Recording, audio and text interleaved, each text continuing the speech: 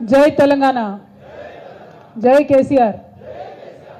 మహబూబ్ నగర్ పట్టణ జిల్లా BRS party కార్యకర్తలకు అందరికీ హృదయపూర్వకంగా నమస్కారాలు. వేదిక మీద ఉన్నటువంటి గౌరవనీయులు అన్న శ్రీనివాస్ గౌడ్ అన్న గారికి, అట్లానే పార్లమెంట్ సభ్యులు గౌరవనీయులు శ్రీనివాస్ రెడ్డి అన్న గారికి, గౌరవ సీనియర్ నాయకులు చంద్రశేఖర్ అన్న గారికి, అట్లానే రాజేశ్వర్ గౌడ్ గారు చైర్మన్ గారు, వేదిక మీద ఉన్నటువంటి మా అక్క చెల్లెలు ఎంపీపీలు, వైస్ ఎంపీపీలు, అట్లానే మా సోదరులు, యువమిత్రులు, అనేక పదవులలో ఉన్నటువంటి వాళ్ళు, పదవులలో లేనటువంటి వాళ్ళు, వేదిక మీద ఉన్న కార్యకర్తలకు, నాయకులకి, మీడియా మిత్రులకి అందరికీ కూడా హృదయపూర్వకంగా నమస్కారాలు తెలియజేస్తూ ఉన్నాను. మహబూబ్ నగర్ జిల్లాకు నాకు ఒక ప్రత్యేకమైనటువంటి అనుబంధం ఉన్న విషయం మీ అందరికీ తెలిసిందే. 2009లో ఎప్పుడైతే గౌరవ కేసీఆర్ గారు మహబూబ్ నగర్ నుంచి పోటీ చేయాలని నిర్ణయం తీసుకున్నారో, ఆనాడు ఇక్కడికి వచ్చినామంటే అప్పటి నుండి ఈ జిల్లాతోని అనుబంధం, అప్పటి నుండి ఇక్కడ జిల్లా పార్టీతోని, కార్యకర్తలతోని, నాయకులతోని ఒక ప్రత్యేకమైనటువంటి అనుబంధం అన్నది నా జీవితంలో ఎదురైనటువంటి ఒక మంచి ఘటనగా నేను అనుకుంటా ఉంటాను. అందుకే నిజామాబాద్ వాళ్ళు ఎట్లయితే నా దగ్గరికి అధికారంతో వస్తారో, మహబూబ్ నగర్ వాళ్ళు కూడా నా దగ్గరికి అట్లనే అధికారంతో వచ్చి ఏమన్నా పనులున్నా, ఏమున్నా, చెప్పేది ఉన్నా, మాట్లాడేది ఉన్నా ఆపత్తికి సంపత్తికి వచ్చిపోతూ ఉంటారు. ఇవాళ కూడా మరి మహబూబ్ నగర్లో గౌరవనీయులు దేవరకద్ర మాజీ శాసనసభ్యులు వారి సోదరులు మరి మొన్ననే గతించినారు. వారి ఇంటికి పోయి వారిని పరామర్శ చేయడానికి ఆళ్ళ వెంకటేశ్వర రెడ్డి గారి దగ్గరికి వెళ్ళి రావడం జరిగింది. ఒక మంచి కుటుంబ సభ్యుల్లాగా మహబూబ్ నగర్లో ఉండేటటువంటి మన నాయకులందరితో కూడా అనుబంధం ఉంది కాబట్టి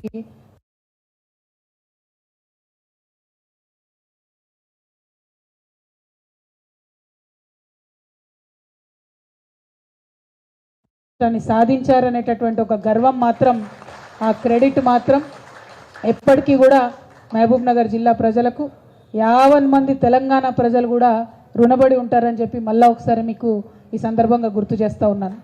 కాబట్టి కేసీఆర్ గారి హృదయంలో ఒక ప్రత్యేకమైన స్థానం. మనం తెలంగాణ ఉద్యమంలో బాధపడేటోళ్ళం. పల్లెన పల్లేరు మొలిసే తెలంగాణలోన, మన పాలమూరులోన అని బాధపడినటువంటి అనేక సందర్భాలు ఉన్నాయి. ఆనాడు చాలామంది మిత్రులతోని మరి మహబూబ్ నగర్లో వలసలు ఎందుకు జరుగుతున్నాయి, ఈ వలసలను ఎట్లా ఆపాలి అని చెప్పి గ్రామాన తిరిగి ఆనాడు జాగృతి కార్యకర్తలు, బీఆర్ఎస్ కార్యకర్తలు తిరిగి ఆలోచన చేసినాం. ఎన్నో మంది స్వచ్ఛంద సేవా సంస్థలతోని అన్ని ప్రాంతాల్లో కూడా తిరిగి మా ప్రయత్నాలు మేము చేసినాం.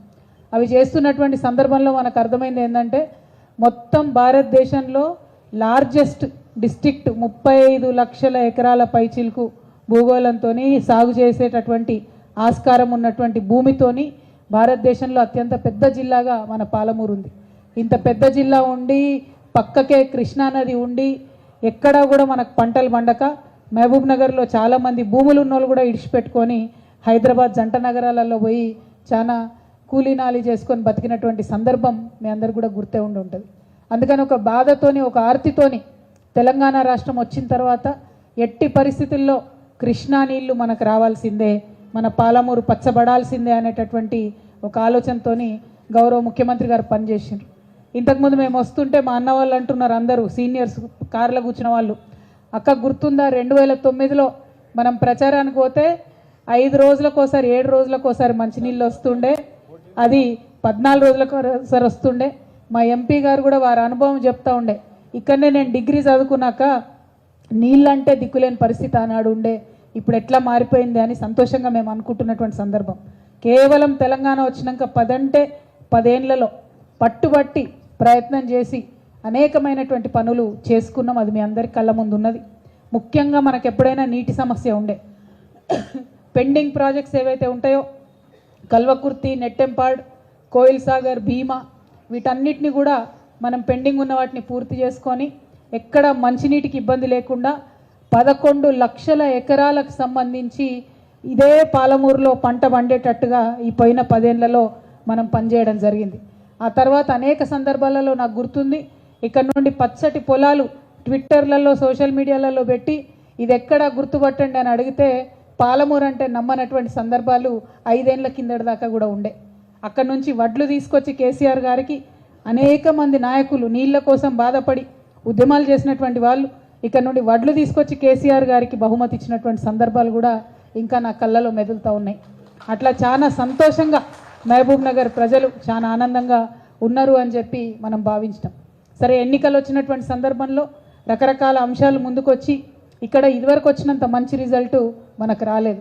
అయినప్పటికీ ఇక్కడ ఉండేటటువంటి బీఆర్ఎస్ పార్టీ కార్యకర్తలకు, నాయకులకు నేను కోరుతా ఉన్నాను, మనం ఉద్యమంలో నుంచి వచ్చినటువంటి వాళ్ళం. ఒక్క అడుగు వెనుకకు పడితే 10 అడుగులు ముందుకు లంఘించేటటువంటి శక్తి ఉన్నటువంటి వాళ్ళం. భయపడాల్సిన అవసరం లేదు. ఇప్పుడు వచ్చినటువంటి రిజల్ట్ని చూసుకోవాలి, అనలైజ్ చేసుకోవాలి, విశ్లేషించుకోవాలి, అర్థం చేసుకోవాలి, ఎక్కడ తప్పు జరిగింది, ప్రజల ప్రేమను ఎక్కడ కోల్పోయినామన్న విషయాన్ని అవగాహన వేసుకోవాలి, పట్టాలి, కొట్లాడాలి, మళ్ళా పోయిన కాడనే తిరిగి సంపాదించుకోవాలి. అందులో వెనుకపోయేది లేదు, గుండె ధైర్యం కోల్పోవాల్సినటువంటి అవసరం అసలుకే లేదు. ఎందుకంటే మనం పనిచేసినాం, హార్ట్ఫుల్గా పనిచేసినాం, మనము ప్రాణ సమానంగా పాలమూరును భావించి పనిచేసినాం తప్ప రాజకీయం చేయదలుచుకోలేదు. వాళ్ళు రాజకీయం చేసిండ్రు, ప్రజలను మభ్యపెట్టిండ్రు, రిజల్ట్ ఇట్లా వచ్చింది. అయినప్పటికీ ఇవాళ బీఆర్ఎస్ పార్టీ అంటే ఒక శక్తి. బీఆర్ఎస్ పార్టీ అంటే ప్రతి ఊర్లో 70% రాజకీయంగా ఇంట్రెస్ట్ ఉన్న వాళ్ళు మొత్తం కూడా 70-80% మంది బీఆర్ఎస్లో ఉన్నటువంటి పరిస్థితి. లక్షలాది మంది సైనికులు ఉన్నటువంటి పార్టీ మన పార్టీ. అధైర్యపడాల్సిన అవసరం లేదు, చేయాల్సిన పనులు చాలా ఉన్నాయి. ఇప్పుడు పాలమూరు సగం కళ పూర్తి చేసుకున్నాం, మనం పెండింగ్ ప్రాజెక్టులు పూర్తి చేసుకున్నాం. పాలమూరు రంగారెడ్డి అనేటటువంటి ప్రాజెక్టు కృష్ణా జలాలను పర్మనెంట్గా పాలమూరుకి మళ్ళీ ఇచ్చేటటువంటి ప్రాజెక్టు. ఆ ప్రాజెక్టు కూడా 90% మన గవర్నమెంట్లోనే కేసీఆర్ గారి ఆధ్వర్యంలో మనం పూర్తి చేసుకున్నాం. ఏనుగెళ్ళింది తోక ఇక్కింది అంటారు, గట్లుంది ఇప్పుడు దాని పరిస్థితి. 90% పని ఆల్రెడీ అయిపోయింది, ఇంకా 10% పని మిగిలింది. మన పాలమూరు రంగారెడ్డి లిఫ్ట్ ఇరిగేషన్లో మనకు 5 పెద్ద పెద్ద రిజర్వాయర్లు ఉన్నాయి. 69 టీఎంసీలతోని కడుతున్నటువంటి ప్రాజెక్ట్ ఇది. మన నార్లాపూర్ కావచ్చు, ఏదుల కావచ్చు, వట్టెం కావచ్చు, కరివెన కావచ్చు, ఉద్దండాపూర్ కావచ్చు, రిజర్వాయర్లు అన్నీ కూడా 90% అయిపోయినాయి. మెయిన్ కెనాల్ ఏదైతే ఉందో దాంట్లో కూడా వర్క్స్ అయినాయి. అందులో నార్లాపూర్లో మీ అందరికి గుర్తుంటుంది, కేసీఆర్ గారు వచ్చి ట్రయల్ రన్ కూడా చేసిపోయినటువంటి సందర్భం. సో ఇప్పుడు మిగతా 10% వర్క్ మాత్రమే ఫినిష్ అవ్వాల్సి ఉంది. దానికి సంబంధించి ఒకవేళ మనం ఆ పనులన్నీ పూర్తి చేసుకుంటే ఇంకొక 10 లక్షల ఎకరాలకు పాలమూరు జిల్లాలో నీరు పారేటటువంటి ఆస్కారం ఉంది. ఇంకొక 2 లక్షలు మన వికారాబాద్, కొడంగల్, అట్లానే నల్గొండ ఇవన్నీ కూడా కలిపి మొత్తం 12 లక్షల ఎకరాలకు నీళ్లు పారేటటువంటి ప్రాజెక్టు పాలమూరు రంగారెడ్డి ప్రాజెక్టు. మరి ఇదే పాలమూరు నుండి ఇవాళ కాంగ్రెస్ పార్టీ నుండి సీఎంగా గౌరవనీయులు రేవంత్ రెడ్డి గారు ఎన్నికైనారు.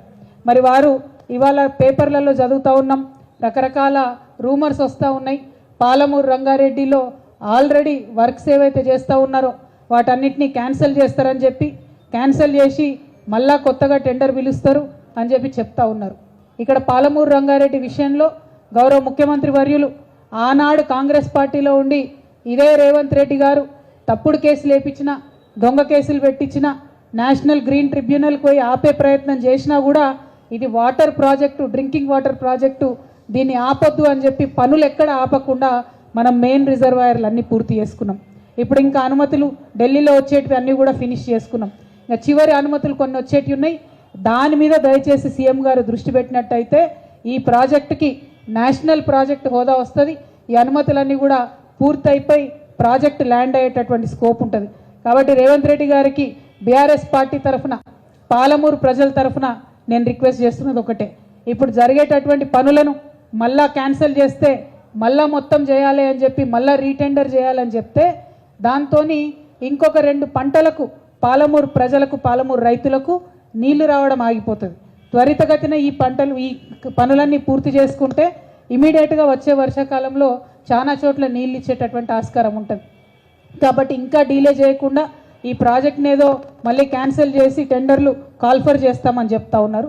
మరి దీని వెనుక మతలబ్ ఏందన్నది సీఎం గారు అందరికి కూడా నిజంగా ఎక్స్ప్లెయిన్ చేయాల్సినటువంటి సందర్భం. ఎందుకోసం అడుగుతా ఉన్నామంటే గౌరవ కేసీఆర్ గారు ప్రాణహిత చేవెళ్ళ ప్రాజెక్ట్ని రీడిజైన్ చేస్తున్నామంటే రకరకాలుగా మాట్లాడిరు, ఏం చేస్తున్నారు, ఏం సంగతి అని. రీడిజైన్ చేసి ఎక్కువ ఎకరాలకు ఎక్కువ ఆయకట్టును మనం కవర్ చేయడానికి నీళ్ళు ఆనాడు ఇచ్చినాం. మరి ఇవాళ మేము పేపర్లలో చదువుతున్నది నిజమే అయితే పాలమూరు రంగారెడ్డి ఇప్పుడున్నటువంటి పనులను మీరు రద్దు చేసే మాట నిజమే అయితే మరి ఎందుకోసం చేస్తున్నారన్న విషయాన్ని కూడా ప్రజల ముందు చెప్పాలి. అసెంబ్లీలో కూడా పవర్ పాయింట్ ప్రజెంటేషన్ ఇవ్వాలి. ఎందుకంటే డిజైన్ చేంజ్ అయినప్పుడు, మనకు ఆయకట్టు పెంచినప్పుడు, ఇబ్బంది లేనప్పుడు ఎందుకోసం టెండర్స్ క్యాన్సిల్ చేస్తూ ఉన్నాం? దానివల్ల జరిగేదేంది? ఇంకో 2 సీజన్లు పంట రాకుండా రైతులకు నష్టం జరుగుతుంది. దీని బదులు దృష్టి పెట్టి ఢిల్లీలో మిగతా రావాల్సినటువంటి అనుమతులు తెచ్చుకొని అట్లానే నేషనల్ ప్రాజెక్ట్ హోదాని పాలమూరు రంగారెడ్డికి తెచ్చుకున్నట్టయితే బాగుంటుంది. రేవంత్ రెడ్డి గారు ఒక మాట అన్నారు నిన్న మొన్న ఇంటర్వ్యూ ఇచ్చుకుంటా. ఏమని? మోడీ గారితో సత్సంబంధాలు లేవు కాబట్టి కేసీఆర్ గారికి ప్రాజెక్టుకు మనకు అన్ని కూడా అనుమతులు రాలేదని మాట్లాడారు. మరి మీరు సత్సంబంధాలు పెట్టుకోండి, ఎవరు వద్దన్నారు? మీరు కొట్లాడండి, కేంద్ర ప్రభుత్వంతో కొట్లాడి మిగతా అనుమతులు తీసుకురండి, నేషనల్ ప్రాజెక్ట్ హోదా తీసుకురండి, శ్రద్ధ దాని మీద పెట్టండి. రైతులకు బెనిఫిట్ అయ్యేలాగా, పాలమూరు ప్రజలకు బెనిఫిట్ అయ్యేలాగా శ్రద్ధ దాని మీద పెట్టాలని చెప్పి నేను ఇవాళ ఇప్పుడున్నటువంటి ప్రభుత్వాన్ని, ఇప్పుడున్నటువంటి ముఖ్యమంత్రి గారిని మేము డిమాండ్ చేస్తూ ఉన్నాం. అదేవిధంగా అనేకమైనటువంటి అంశాలు మాట్లాడడం జరిగింది వారు ప్రతిపక్షంలో ఉన్నప్పుడు. ఈ పర్టికులర్ ప్రాజెక్టుకి సంబంధించి ఎన్ని అడ్డంకులు సృష్టించాలనో అన్ని అడ్డంకులు సృష్టించినా వాటిని అన్నిటినీ క్లియర్ చేసుకుంటూ ఇవాళ మొత్తంగా 90% పనులు కూడా పూర్తి చేసుకోవడం జరిగింది. ఇంకొక 10% పనులు పూర్తి చేయడం మీద ఈ ప్రభుత్వం శ్రద్ధ పెట్టాలని డిమాండ్ చేస్తూ ఉన్నాం. అట్లానే ఇంకొక మాట, మొన్నటి వరకు ప్రజాపాలన పేరుతోని మరి అన్నీ కూడా అప్లికేషన్లు తీసుకున్నారు. 1,20,00,000 అప్లికేషన్లు వచ్చినాయని చెప్తున్నారు. నిజంగా కూడా అప్లికేషన్లు ఎందుకు తీసుకున్నారో ఇంతవరకు ప్రజలకు అర్థమైతలేదు, ప్రభుత్వానికి అర్థమైతలేదు. ఎందుకంటే ఈ డేటా మొత్తం ఎవరెవరు ఏదైతే అప్లికేషన్లు పెట్టుకున్నారో అన్ని మీ సేవా సెంటర్లలో ఆల్రెడీ డేటా మొత్తం ఉన్నది. రేషన్ కార్డు అప్లికేషన్ అయినా, వితంతు పెన్షన్ అప్లికేషన్ అయినా, ఏదైనా ఆల్రెడీ డేటా ఉన్నది. ఇక కొత్త స్కీములు కావాలనుకునే వాళ్ళు పెట్టుకునే అప్లికేషన్లు తప్ప మళ్ళీ పెట్టిన వాళ్ళతోనే పెట్టి తీసుకొని ప్రజల లైన్లో నిలబెట్టిండ్రు. అది అయిపోయింది. సరే, ఇవాళ మేము ప్రభుత్వాన్ని కోరేది ఒకటే. ఇవాళ ఆల్రెడీ జనవరి 8వ తారీఖు, 9వ తారీఖు జనవరి 1 నాడు పెంచినటువంటి పెన్షన్లు వేయాల్సినటువంటి ప్రభుత్వం జనవరి 9 అవుతుంటే కూడా మరి పెన్షన్ల ఊసెక్కడా లేదు. అక్కడనో ఇక్కడనో 2-3 జిల్లాలల్లో ఉద్యోగస్తులకు జీతాలు వేసిండ్రు, మిగతా జిల్లాలలో ఇంకా జీతాలు కూడా రానటువంటి సందర్భం, రైతు బంధు ఊసులేనటువంటి సందర్భం. ఏమంటున్నారు? ఇవన్నీ అడిగితే అరే నెల రోజులు ఇయ్యరా, 2 నెలలు ఇయ్యరా అంటున్నారు. తప్పకుండా ఇస్తాం, 100 రోజులు కూడా ఇస్తాం. కానీ మేము కోరేది ఒకటే, ఆల్రెడీ 44 లక్షల మందికి ఈ రాష్ట్రంలో కేసీఆర్ గారి హయాంలో పెన్షన్లు ఇస్తూ వచ్చినాం. కేవలం ఎవరికైతే వస్తున్నాయో వాళ్ళకే మీరు పెంచి వేయండి పెన్షన్. దానిలో పనేం లేదు కదా, కొత్తగా డేటా తీసుకునే అవసరం లేదు కదా, అప్లికేషన్ తీసుకునే అవసరం లేదు కదా, దానికి సమయం ఎందుకు? దాన్ని మాత్రం జనవరి 1 నుంచి మీరు పెంచిన పెన్షన్ వేయవలసిందిగా మేము డిమాండ్ చేస్తూ ఉన్నాం.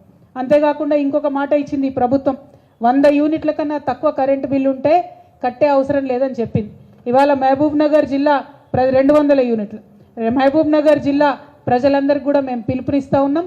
200 యూనిట్ల కన్నా తక్కువ మీకు బిల్లు వస్తే కరెంటు బిల్లు కట్టకూరి. మీరు ఎందుకోసం అని చెప్తా ఉన్నాం ఈ మాట అంటే, మీరు కట్టుడెందుకు, మళ్ళీ మనకు వాపస్ ఇచ్చుడెందుకు? కట్టకుంటే మంచిగా ఉంటుంది, ప్రభుత్వానికి కూడా ఈజీగా ఉంటుంది. కాబట్టి కట్టకుండా ఉండండి అని కూడా మీ అందరికీ నేను మనవి చేస్తూ ఉన్నాను. ఇట్లా ఒక్కొక్కటి వాళ్ళు చెప్పినవి కొన్ని చేసే ప్రయత్నం చేస్తున్నారు. అందులో ఏమన్నా లోటుపాట్లు ఉంటే తప్పకుండా ప్రభుత్వానికి సూచన చేస్తాం, సమయం ఇస్తాం. 100 రోజుల తర్వాత బీఆర్ఎస్ పార్టీ కార్యకర్తల నాయకులందరూ సిద్ధంగా ఉండాలి. మళ్ళీ మనం ఉద్యమం చేపట్టాల్సి ఉంటుంది. ప్రజలకు సౌకర్యం కలిగే విధంగా, ఈ ప్రభుత్వం ఇచ్చినటువంటి మాట నిలబెట్టుకునే విధంగా, ప్రజలకు హక్కులు సాధించి పెట్టడానికి, వారి పక్షాన పోరడానికి బీఆర్ఎస్ కార్యకర్తలందరూ కూడా సిద్ధంగా ఉండాలని ఈ సందర్భంగా పిలుపునిస్తూ ఉన్నాం. అట్లానే త్వరలోనే పార్లమెంట్ ఎన్నికలు రాబోతూ ఉన్నాయి. మరి పార్లమెంటులో ఏనాడైనా అది 2009 కావచ్చు, 2004 కావచ్చు, అప్పటి నుండి టీఆర్ఎస్ పార్టీ పుట్టినప్పటి నుండి ఇప్పటి వరకు పార్లమెంట్లో తెలంగాణ అనేటటువంటి మాట మాట్లాడేది కేవలం ఈ బీఆర్ఎస్ పార్టీ మాత్రమే. పార్లమెంట్ ఎన్నికలలో దయచేసి ఉమ్మడి మహబూబ్ నగర్ జిల్లా ప్రజలు ఆలోచించి బీఆర్ఎస్ పార్టీని పెద్ద మెజార్టీతో గెలిపించవలసిందిగా కోరుతా ఉన్నాను. ఎందుకంటే కాంగ్రెస్ పార్లమెంట్లో ఉన్న ఎన్నడూ వాళ్ళు తెలంగాణ గురించి మాట్లాడలే, బీజేపీ పార్లమెంట్లో ఉన్న ఎన్నడూ వాళ్ళు తెలంగాణ గురించి మాట్లాడలే. కేవలం మాట్లాడేటటువంటి పార్టీ, తెలంగాణ హక్కుల కోసం కొట్లాడేటటువంటి పార్టీ గిదే గులాబీ జెండా, గిదే బీఆర్ఎస్ పార్టీ. కాబట్టి రానున్న పార్లమెంట్ ఎన్నికలలో బీఆర్ఎస్ పార్టీ అభ్యర్థులను పార్లమెంటుకు పంపించవలసిందిగా ఉమ్మడి మహబూబ్ నగర్ జిల్లా ప్రజలను మనస్ఫూర్తిగా కోరుతూ, మరి మహబూబ్ నగర్ జిల్లాకు వరప్రదాయిని, ప్రాణప్రదమైనటువంటి పాలమూరు రంగారెడ్డి ప్రాజెక్టుకి నేషనల్ స్టేటస్ కోసం ప్రయత్నం చేయవలసిందిగా ఈ ప్రభుత్వాన్ని డిమాండ్ చేస్తూ ఉన్నాం. మీరు ఈ టెండర్లు రద్దు చేసి మళ్ళీ టెండర్లు పిలిచే ప్రక్రియలో ఇంకా 2-3 సీజన్లు రైతులకు నీళ్లు రాకుండా నష్టపోతారు. కాబట్టి ఆ ప్రక్రియను కట్టిపెట్టి తక్షణమే కేంద్ర ప్రభుత్వం మీద ఒత్తిడి తీసుకొచ్చి మిగతా పర్మిషన్లు తెచ్చి ప్రాజెక్టు పూర్తి చేయవలసిందిగా ఈ ప్రభుత్వాన్ని డిమాండ్ చేస్తూ ఉన్నాం. అవసరమైనటువంటి సూచనలు మా అన్న చాలా గొప్పగా చెప్పినారు శ్రీనివాస్ గౌడ్ అన్న గారు. మీరు ఎక్కడనో మా ఎంపీటీసీలను తీసుకుపోవడం ఎందుకు, మా కౌన్సిలర్లను గుంజుకపోవడం ఎందుకు, ఇవన్నీ చేసుడు ఎందుకు, మీకు ఏం చేయాలనుకున్నా సపోర్ట్ చేస్తాం మేము. ఎందుకంటే ఇవాళ ప్రతి స్థానిక సంస్థల్లో నిండుగా దాదాపు 80-80% ఉన్నది కూడా బీఆర్ఎస్ ప్రజాప్రతినిధులే. కాబట్టి అభివృద్ధిలో ఎక్కడా కూడా మేము ఆటంకపరచం. మీరు ఇచ్చినటువంటి హామీలు నిలబెట్టుకోవడంలో మాత్రం తప్పకుండా మీకు సూచనలు చేస్తాం. అవసరమైన సందర్భంలో నిలదీస్తాం. జరుగుతున్నటువంటి పనులు ఆపకుండా కొనసాగించి ప్రజల పక్షాన ప్రభుత్వం ఉండాలని చెప్పి మీ అందరినీ ప్రభుత్వాన్ని ఈ సందర్భంగా డిమాండ్ చేస్తూ మళ్ళీ ఒకసారి మహబూబ్ నగర్ జిల్లా ప్రజలకు మనస్ఫూర్తిగా ధన్యవాదాలు. ఎప్పుడు మహబూబ్ నగర్ వచ్చినా మంచిగా పాత కార్యకర్తలందరినీ కలిసి సంతోషం అనిపిస్తుంది. మళ్ళీ ఒకసారి మీ అందరినీ కలిసినందుకు చాలా హ్యాపీ. ఈసారి పార్లమెంట్ సీటు గెలిచిన తర్వాత జైత్రయాత్రకు మళ్ళీ పాలమూరు రావాలని మనస్ఫూర్తిగా కోరుకుంటూ మీ అందరి దగ్గర కూడా సెలవు తీసుకుంటా ఉన్నాను. Thank you. జై తెలంగాణ, జై కేసీఆర్. ఎంపీ గారు vote of thank you.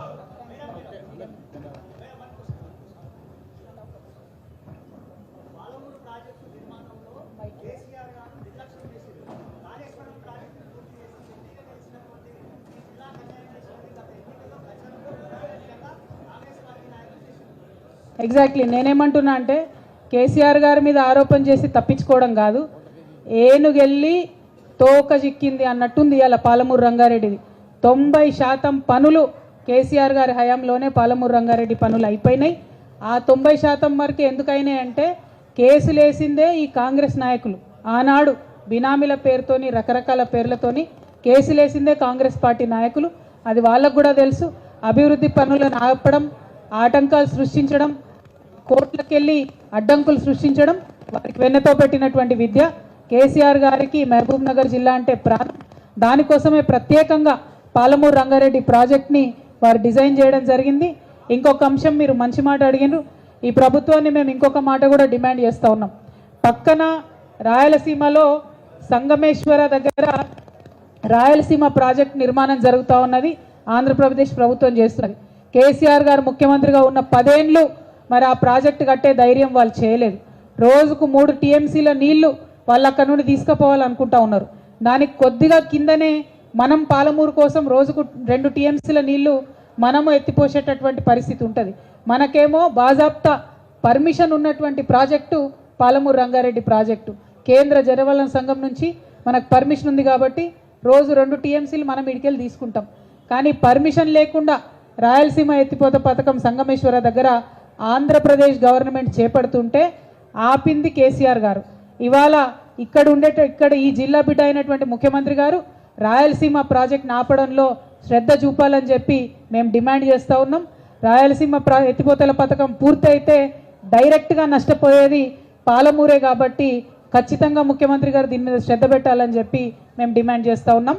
Thank you. జై తెలంగాణ. ఈరోజు మహబూబ్ నగర్లో కార్యకర్తల సమావేశానికి ముఖ్య అతిథిగా వచ్చేసిన జాగృతి వ్యవస్థాపక అధ్యక్షురాలు మరియు ఎక్స్ఎంపీ ప్రజెంట్ ఎమ్మెల్సీ గారు శ్రీ కల్వకుంట్ల కవిత గారు, మరి అదేవిధంగా మన అన్న ఎక్స్ మినిస్టర్ శ్రీనివాసన్న గారు, అదేవిధంగా మాజీ మంత్రివర్యులు చంద్రశేఖర్ గారు, అదేవిధంగా వేదిక అలంకరించిన పెద్దలు, ఇక్కడ సమావేశానికి హాజరైన ప్రతి ఒక్కరికి, మరి మీడియా మిత్రులకు ప్రతి ఒక్కరికి ధన్యవాదాలు తెలుపుతూ, ఎందుకొరకంటే అక్క ఇంతవరదాకా మాట్లాడింది, ఎందుకొరకంటే తెలంగాణ యొక్క పరిస్థితులు చూసి మన పరిస్థితులు ఏ విధంగా ఉండేనో దానికి ఒక మన విప్లవ నాయకునిలా మన శ్రీ మాజీ మంత్రివర్యులు శ్రీ కల్వకుంట్ల చంద్రశేఖరరావు గారు చేసిన కృషి మనం ఈ విధంగా రాష్ట్ర వ్యాప్తంగా ఈరోజు ఫలితాలు అనుభవిస్తున్నాం. కనుక అన్ని విషయాలు మనకు అన్నీ తెలుసు కాబట్టి ఈరోజు తెలంగాణ పరిస్థితి ఏ విధంగా ఉన్నదో దానికి కారణం ఎవరో మనకు అన్ని విషయాలు మన అక్క శ్రీ కవిత గారు చెప్పినారు. అందుకొరకే మనము రానున్న రోజుల్లో కూడా చాలా కష్టపడి మనం అన్ని విధాలుగా కృషి చేసి ఎంపీ ఎలక్షన్లో కూడా మంచి మెజార్టీ తీసుకురావాలని మీ అందరినీ కోరుకుంటూ మీడియా మిత్రులకు కూడా నేను ఖచ్చితంగా మళ్ళీ చెప్తూ ప్రతి ఒక్కరికి పేరు పేరు నా ధన్యవాదాలు చెబుతూ సెలవు తీసుకుంటున్నాను. జై తెలంగాణ.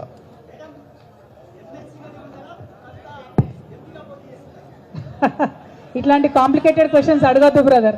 పార్టీ ఏం చేయమంటే అది చేస్తాం అంతే, మాకు ఇంకొక ఆలోచన ఉండదు. Thank you. పార్టీ ఏం చేయమంటే అది చేస్తాం. Thank you. జై తెలంగాణ.